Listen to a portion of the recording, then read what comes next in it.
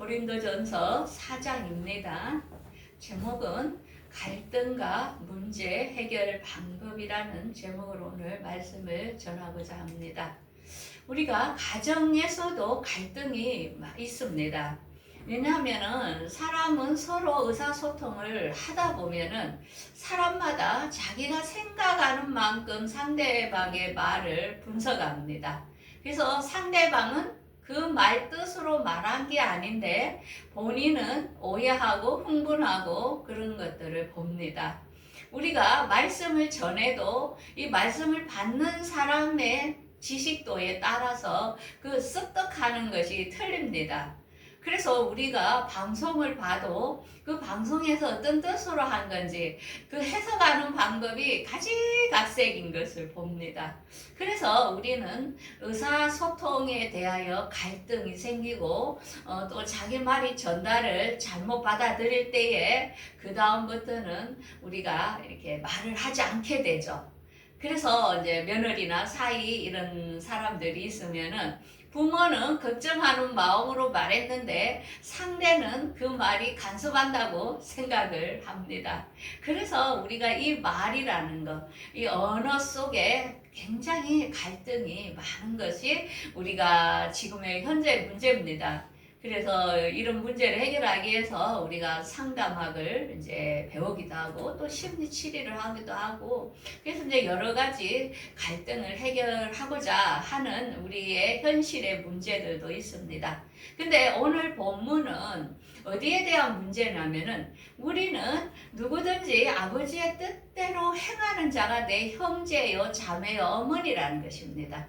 그래서 이 세상의 가정에 대한 문제가 아니고 하나님을 아버지로 모시는 한 형제 자매에 대한 사람들에 대한 문제를 오늘 다루고 있는 것입니다.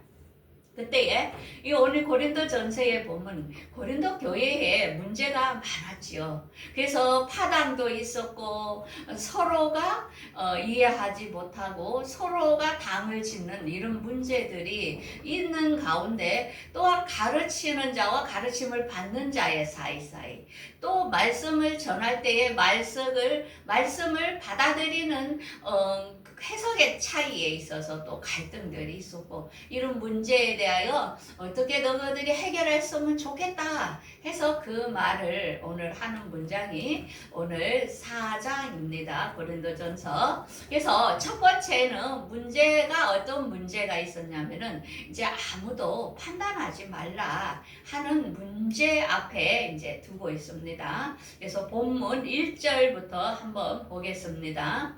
사람이 마땅히 우리를 그리스도의 일꾼이요 하나님의 비밀을 맡은 자로 여길지어다. 그리고 맡은 자에게 구할 것은 충성이니라.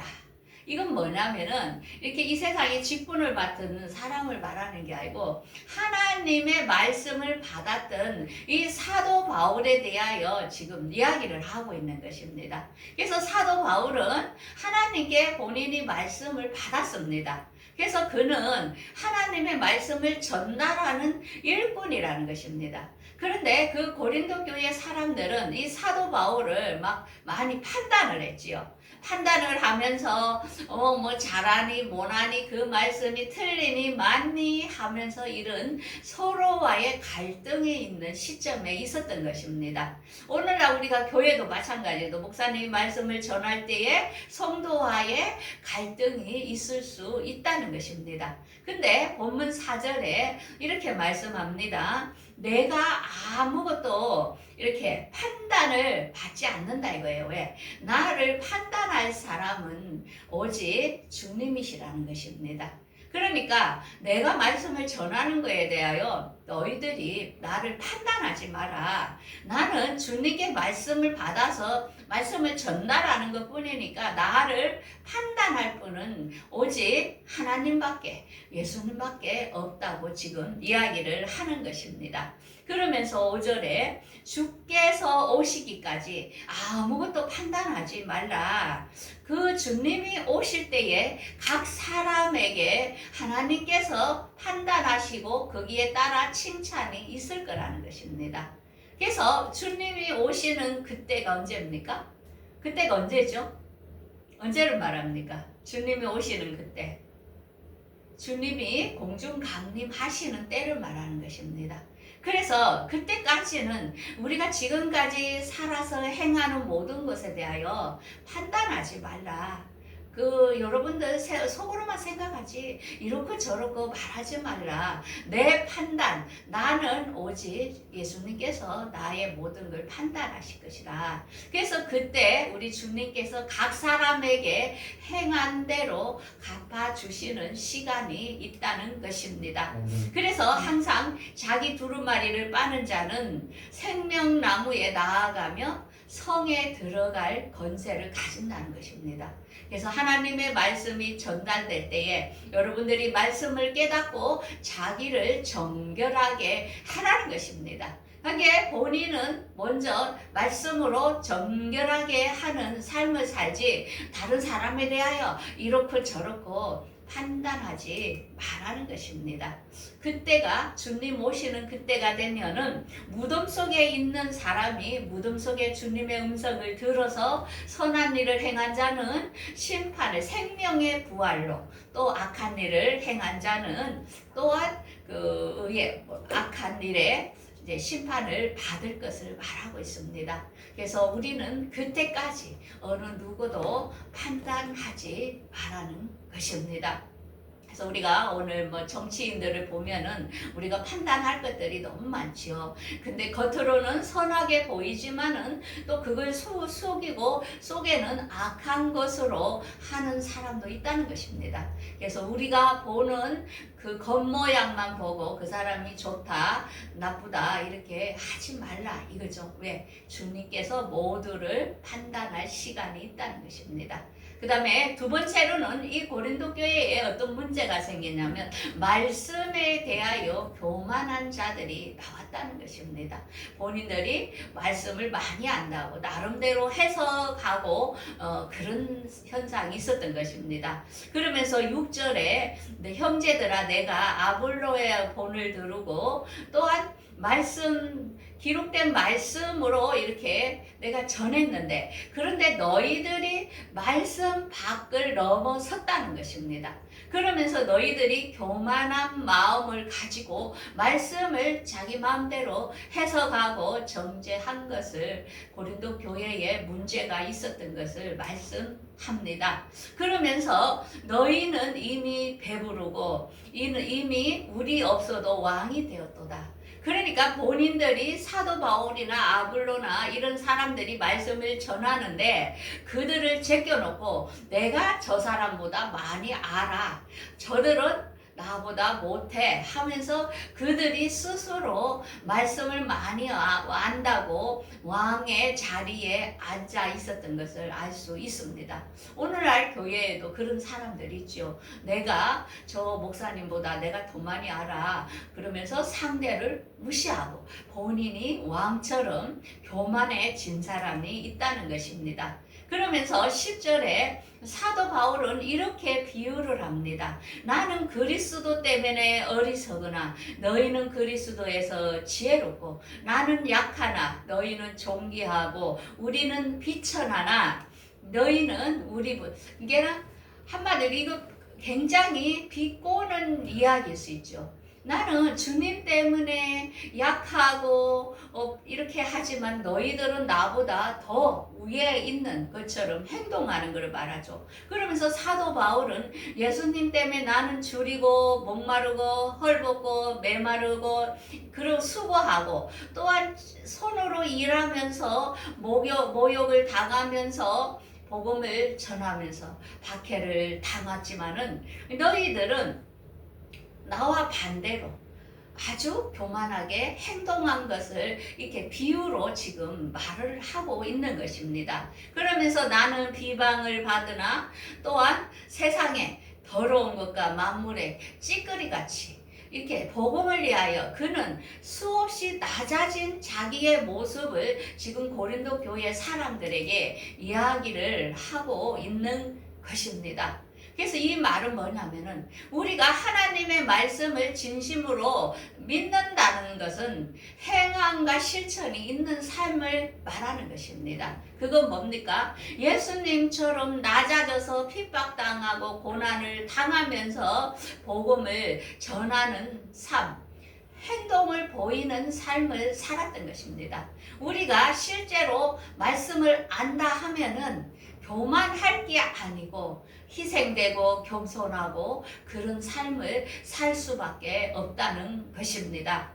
그런데 이단들은 특징이 어떻습니까? 이단들의 교주들은 한마디로 소시오패스, 반사회적인 성격 장애들이 교주가 많은 것을 우리가 알 수 있습니다. 왜 그렇습니까? 그들은 교만하다는 것입니다. 하나님의 말씀을 본인들만 받았다고 착각하고 본인들의 생각으로 해석을 하지요. 그래서 우리 한국의 이단들 보면은 우리가 정명석 씨라고 알고 있습니까? 이가 어떻습니까? 많은 여자들과 음행하고 성추행을 하고 이러면서 그가 한마디로 교주로서 또 메시아로서 본인들을 따르게 하고 그 다음에 신천지는 어떻습니까? 이만희도 여자가 얼마나 많습니까? 여자 문제 또한 통일교의 문선명 여자가 얼마나 많이 결혼을 합니까?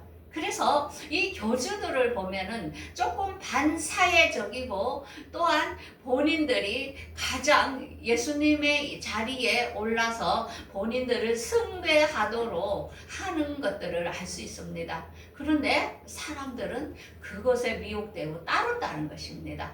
그래서 우리가 이단을 분별할 때는 첫 번째는 물질을 요구하는가를 봐야 됩니다. 그 다음에 본인이 최고인 것 마냥 본인이 말씀을 다 깨달은 사람인 것 마냥 착각하면서 본인을 예수님 자리 위에 얹어놓는 교만을 보면은 우리가 저기 이단 종교구나 금방 알 수 있죠. 또 우리가 잘 아는 신옥주라는 그 목사님이죠. 이분은 목사 안수를 받았지만 이분의 설교를 우리가 유튜브로 통하여 보십시오. 어떻습니까? 말을 하는데 항상 반말을 듣죠. 반말이고 또 본인이 혼자 말씀을 다 깨달은 사람 마냥 하면서 종말론을 가지고 사람들을 미혹하여 피지에로 가가지고 거기서 강제 노동을 시키면서 사람들의 그 노동력을 착취하면서 거기에만 구원이 있는 것처럼 했던 것을 알 수 있습니다. 또한 오늘날 하나님의 교회 어떻습니까? 유월절을 지켜야 된다면서 안산원과 장길자 하나님의 어머니가 있다면서 우리가 이런 이단 교리들을 처음 듣는 사람은 잘 분별을 못한다는 것입니다. 그래서 이단들의 특징은 뭡니까? 말씀에 교만하다는 것입니다. 그런데 사도 바울은 어떻습니까? 내가 복음을 부끄러워 안 하니 자기가 헐벗고 메마르고 굶주리고 박해를 당하면서 왜 복음을 전하느냐? 이 복음을 전할 때에 그것이 하나님의 능력과 구원이 나타나기 때문에 그렇게 희생을 하면서 복음을 전했던 것을 알 수 있습니다. 그래서 우리가 성숙한 성도는 뭐냐면은 하나님의 말씀과 기도로 자기가 거룩해지고 있는가를 봐야 됩니다. 그래서 우리가 기도를 하는 소리를 들어보면은 우리가 그 사람을 알 수 있습니다. 그 내면을. 왜? 기도를 많이 하는 사람들은 아주 본인이 힘이 듭니다. 왜? 이제는 상대방의 마음을 읽게 되는 거죠. 그래서 하나님의 아픔을 그가 같이 느끼는 겁니다. 그래서 그 영혼을 위하여 기도하게 됩니다. 하나님, 저 사람도 하나님을 알게 하고 사랑하게 해주시고 저 사람 저렇게 잘못을 하지만은 그가 하나님을 알아서 회개하고 하나님께로 돌아오게 해주세요. 그래서 하나님과의 시간을 많이 가지는 사람 보면은 내면이 넓어지고 내면이 성숙되는 모습들을 우리가 알 수 있습니다. 우리가 많은 여행 신기한 문화유산들을 보면은 보면은 많이 하나님 앞에 수행하는 사람들 보면은 아주 돌같이 그 높은 산 꼭대기에 올라가서 거기다가 이렇게 성전을 짓고 거기서 말씀과 기도 생활을 하는 사람들을 종종 볼 수 있습니다. 그래서 왜 이렇게 높은 데에 와 있습니까? 하니까 하나님과 가까이 가려고 그런다는 것입니다. 하나님과 가까이 가는 것은 하나님 우리 내면 안에 계십니다. 성령님 우리 내면 안에 계시기 때문에 내 내면이 얼마나 넓어지고 얼마나 타인을 용서하고 포옹하느냐에 따라서 그 사람은 하나님과 가까이 간 사람이라는 것을 우리가 알 수 있는 것입니다. 그러면서 오늘 고린도 교회에 향하여 오늘 사도 바울은 영적 아버지로서 그 교인들에게 오늘 권면을 세 번째로 하는 것을 알 수 있습니다. 그래서 14절에 이렇게 말씀하죠. 내가 너희를 부끄럽게 하려고 이것을 쓰는 것이 아니라 오직 너희를 사랑하는 자녀같이 권하려 함이라. 내가 복음으로써 너희를 낳았다. 그래서 너희는 나를 본받는 자가 되었으면 좋겠다 합니다. 우리가 이 세상에서도 자녀를 낳으면 부모들은 오만하게 신경을 씁니다. 항상 자녀는 아기 같은 그 마음이 있습니다. 그래서 어른이 되어도 부모는 착각을 합니다. 자녀가 항상 자기 자녀 어린애인 줄 압니다. 그러는 것처럼 이 사도 바울을 보면은 복음으로서 한 생명을 생산했기 때문에 그들에게 어떻게 보면 아버지로서의 그 심정으로서 그들에게 이제 권면을 하는 것을 압니다. 그러면서 본인이 양성했던 디모데를 그 고린도 교회의 양육자로 보내기로 하면서 그 고린도 교회의 교만한 모습들을 보면서 본인이 가서 그들에게 또 권면하고 사랑으로 이렇게 해주고 싶은데 고린도 교회에 갈 수 없는 그 심정을 그들에게 전달을 합니다. 그러면서 20절에 이렇게 말하죠. 하나님의 나라는 말에 있지 않고 오직 능력에 있음이라. 내가 매를 가지고 너희들에게 나아가랴 아니라 내가 사랑과 온유한 마음으로 나아가랴 합니다. 그래서 우리 기독교는 뭐냐면은 사랑이라는 것입니다. 모든 게 우리가 진정으로 이 예수님의 사랑을 알게 되면은 예수님께서 서로 사랑하라. 그래서 우리가 모든 것을 말씀은 모든 게 사랑이라는 것입니다.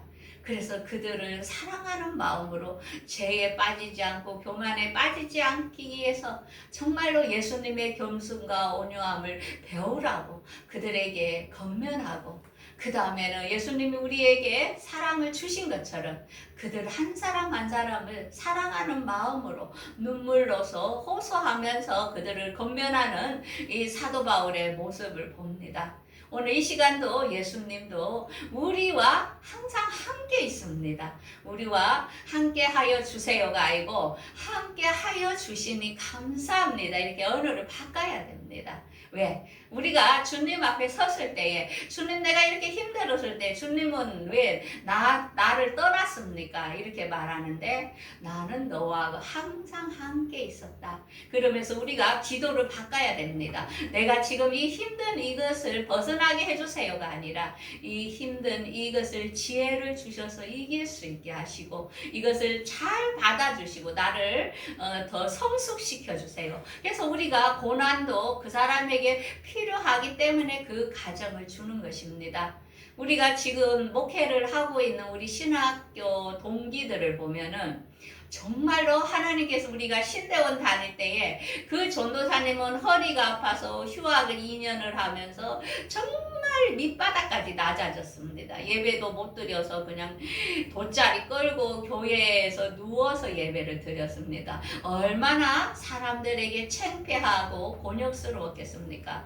허리가 아파서 안도 못하고 서도 못하는 그런 시간들을 보냈고 또한 저도 마비가 와서 그 몇 년이라는 시간 동안 너무나 힘든 시간들을 보냈습니다. 그래서 우리 동기 목사님들이 이렇게 목회를 하는 사람들 보면은 그 가정을 다 인내하면서 그리스도의 사랑을 체험하면서 지금도 그 아롱다롱인 개척교회를 하다 보면은 아롱다롱이죠. 성도들이 그들을 품으면서 사랑으로 양육하는 것을 이렇게 보면은 아, 하나님이 그 시간이 그에게 필요했구나. 그 고난을 이겨야만이 나의 아픔을 알고 다른 사람을 아픔을 알기 때문에 그걸 허약했구나. 그것을 알 수 있습니다. 그래서 우리가 하나님의 말씀을 알게 되면 우리의 마음속에 성령의 열매들이 맺히게 됩니다. 그래서 그 사람을 보면은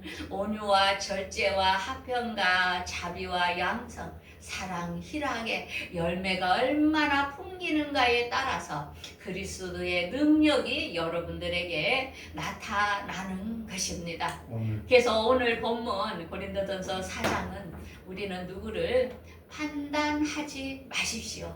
그 사람은 그 상태에서 최선을 다한 것입니다. 그 다음에는 우리가 말씀에 교만하지 마십시오. 항상 성령님의 인도를 따르고 상대도 존중하는 게 중요하지요. 그러면서 우리는 사랑의 완성, 성령의 열매를 많이 맺히는 그런 생활이 필요합니다. 그래서 우리가 앞으로의 생활 속에서도 모든 사람들에게 다툼이나 허용으로 하지 말고 오직 겸손한 마음으로 다른 사람을 나보다 낮게 여기고 또 내 일도 돌아보고 또한 다른 사람도 일을 돌아보아서 우리가 하나님께 기쁨을 충만하게 드리는 그러한 성숙한 하나님의 능력이 나타나는 여러분들의 생활이 되기를 간절히 바라겠습니다. 기도하겠습니다.